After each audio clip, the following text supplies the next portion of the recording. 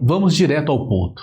O relatório de 2025 da Gallup nos joga uma verdade nua e crua. O engajamento global dos empregados caiu de 23% para 21% em 2024. Essa é a segunda vez que isso acontece nos últimos 12 anos. A outra foi em 2020, no auge do lockdown da Covid-19. 21% de engajamento global. Isso não é um número, isso é um grito de alerta. O preço a pagar por essa queda é alto. A Gallup estima que essa queda custou à economia mundial mais de 430 bilhões em produtividade perdida no último ano. Esse $500 bilhão evaporados, o que poderia ter sido feito com essa monta?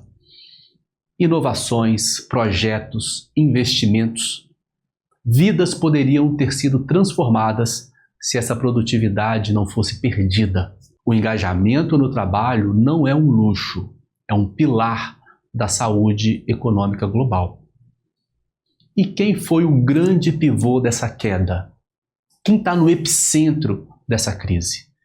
Essa resposta pode incomodar bastante, pois é justamente líderes e gestores. O engajamento dos gestores despencou de 30% para 27%. Enquanto isso, o dos empregados individuais permaneceu estagnado em 18%. Precisamos compreender que os gestores são a espinha dorsal de uma empresa. É a coluna que sustenta a organização do alto a baixo. Quem está numa posição de gestão ou de liderança encontra-se em uma linha muito tênue e complexa de sustentar. Eles são a ponte e o elo entre as demandas executivas e as expectativas dos empregados. Eles estão espremidos entre expectativas, algumas vezes antagônicas. E o que assusta foi que essa queda atingiu em cheio os gestores jovens, com menos de 35 anos. E as gestoras, mulheres, esses dois grupos viram o seu engajamento cair em 5 e 7 pontos percentuais, respectivamente. Nos últimos 5 anos, eles enfrentaram um tsunami de disrupções, boom e queda de contratações, reestruturações frenéticas, orçamentos apertados, interrupção em cadeias de suprimentos, novas expectativas e modos de se relacionar com clientes, explosão de tecnologias e inteligência artificial e, é claro, os novos desejos dos empregados por mais flexibilidade. Precisamos compreender que não está fácil, especialmente para aqueles que têm a atribuição de manter o equilíbrio entre os empregados e os empregadores. Essa pressão cobra o seu preço. E não é só o engajamento no trabalho. O bem-estar das pessoas também despencou. A avaliação de vida global dos empregados está em queda.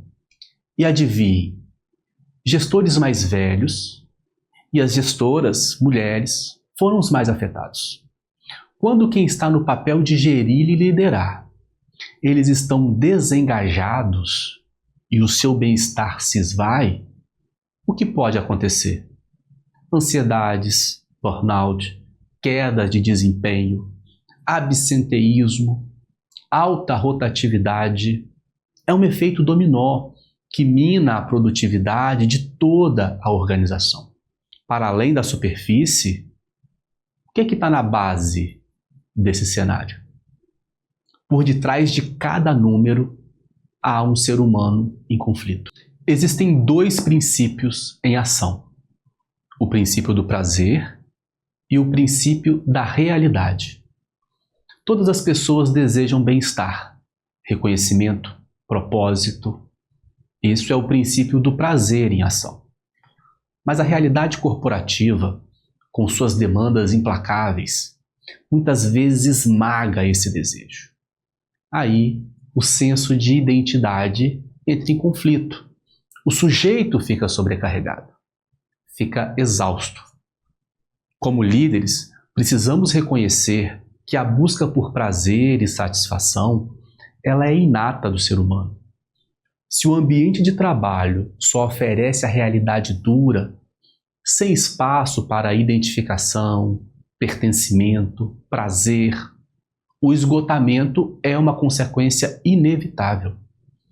Pensem comigo, quantas vezes você ou alguém que você conhece se sentiu esmagado ou até anulado pelas demandas executivas, pelas reestruturações rápidas, pelos orçamentos apertados, uma imposição de ideia de produtividade e resiliência que são irreais, sempre dizendo você precisa fazer mais, ser mais, entregar mais, e não importa o custo pessoal para isso.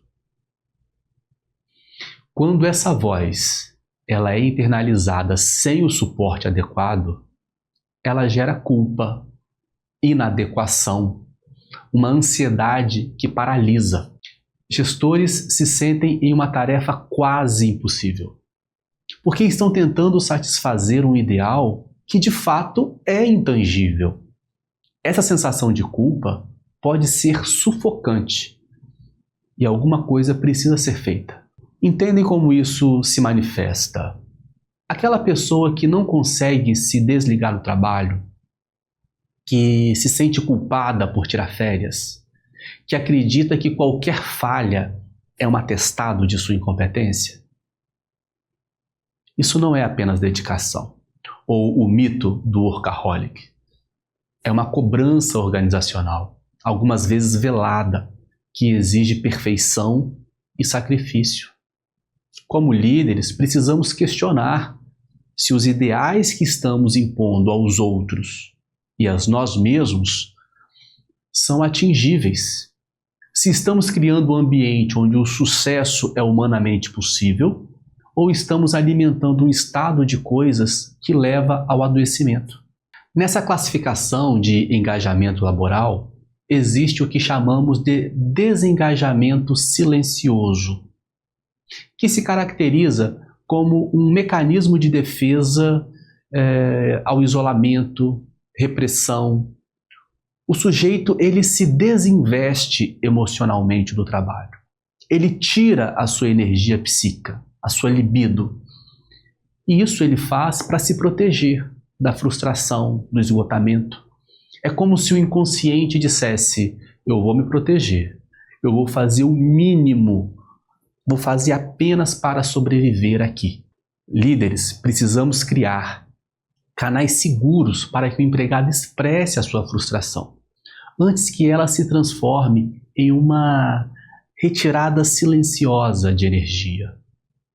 Já o que chamamos de desengajamento ruidoso, uma segunda classificação, já é uma atuação, já é uma projeção da raiva, do ressentimentos acumulado. A energia psíquica, antes reprimida, irrompe de forma explícita. É um grito para aliviar a tensão interna, mesmo que de forma destrutiva. É um sintoma claro de que as necessidades do empregado não estão sendo atendidas.